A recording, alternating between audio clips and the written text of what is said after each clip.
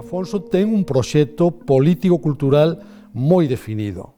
É bastante revolucionario, bastante avanzado no seu tempo, que é esta idea de que o rei non é un primus inter pares entre os nobres, sino que está moi por riba da nobreza e representa directamente o conxunto do reino, sin poderes intermediarios. Afonso era moi consciente da necesidade de legitimar o poder do rei tamén con elementos simbólicos e culturais. Entón, a promoción do romance hai que entendela como unha clara oposición ao predominio do latín, que é unha lingua da Igrexa.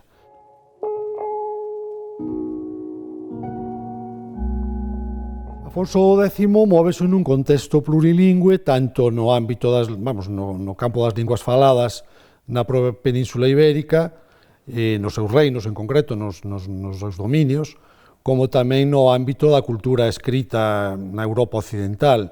É moi significativo que o seu sartego na Catedral de Sevilla teña esa inscripción en 4 linguas, ¿no? En latín, en árabe, en romance e en hebreo.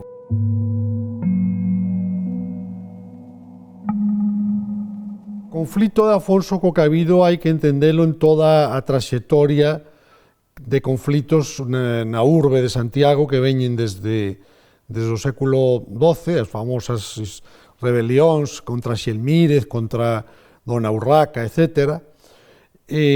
No caso de Afonso, basicamente, a cuestión está nas vellas disputas que había en Compostela entre a Catedral, Cabido e Arcebispo co Concello de Santiago, coa burguesía. Afonso tiña un grandísimo interés en reducir drásticamente o poder da Igrexa Compostela.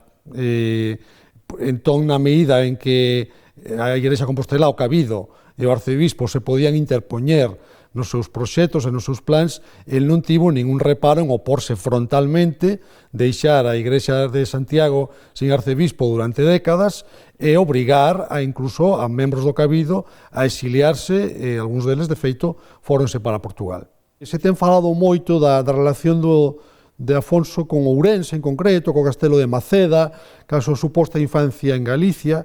En realidade, hoxe sabemos que non hai tal infancia en Galicia, por suposto, pode haber unha aia galega que sí que participa na súa crianza nas terras de Burgos, pero sí que hai unha relación interesante cando o seu pai, Fernando, en 1230, cando Afonso ten 8 anos, se converte, ademais de rei de Castela, do que xa era, tamén en rei de Galicia e de León. En ese momento, Fernando é consciente que o príncipe Afonso vai ser tamén reino de Galicia e de León e comeza a fomentar a súa relación con estes reinos. E é cando Afonso comeza a ter unha relación máis estreita con Galicia. Entre outras, parece que xogou un papel importante unha especie de amante que lle puxeron para inicialo nas cousas do amor e do sexo, que era unha nobre galega.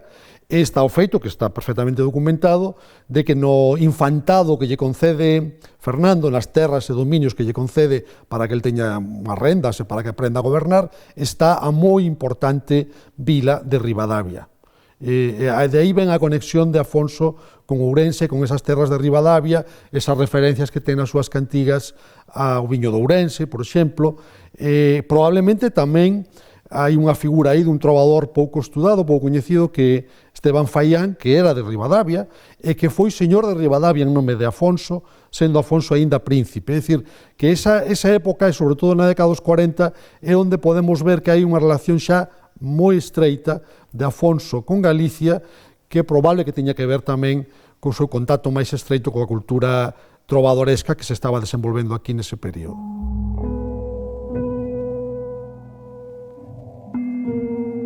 Afonso X, para a cultura galega de hoxe, é unha figura moi suxerente en distintos sentidos.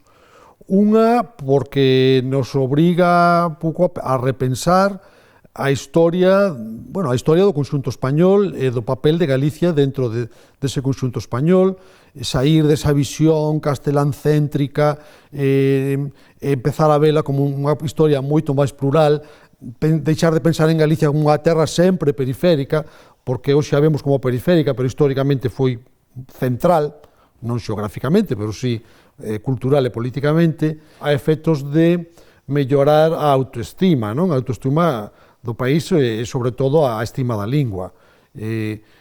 Inda hoxe, moitas galegas e galegos non saben que un dos principais monumentos da cultura europea do século XIII está escrita en lingua galega. É dicir, as cantigas de Santa María. Hai moita xente que ignora isto, ou que lle parece que estamos exagerando cando decimos isto. Ti sabes moi ben que non estamos exagerando, que realmente as cantigas de Santa María, por moitos conceptos, son un dos principais monumentos da cultura europea do seu tempo. É interesante preguntarse por que Afonso escolle a lingua galega para expresar a súa subxectividade, tanto nas cantigas de escarnio, que son moi subxectivas, obviamente, como nesa cantiga de fuxida do mundo, que eu non me posso pagar tanto. Creo que ten moito que ver con que era a lingua que lle ofrecía a expresividade que respondía ás convencións estéticas e literarias en que el podía expresar mellor esa subxectividade, exteriorizar ese tipo de sentimentos. Eu creo que el atopou o galego como acaído para expresarse neses rexistros, no rexistro humorístico, no rexistro satírico e tamén no rexistro un pouco incalificable do non me posso pagar tanto, desa renuncia ao mundo, desa denuncia da falsidade do mundo que rodeaba, non había probablemente no seu contorno, non sentiu que houvese unha lingua que lle fose máis acaída para expresalo.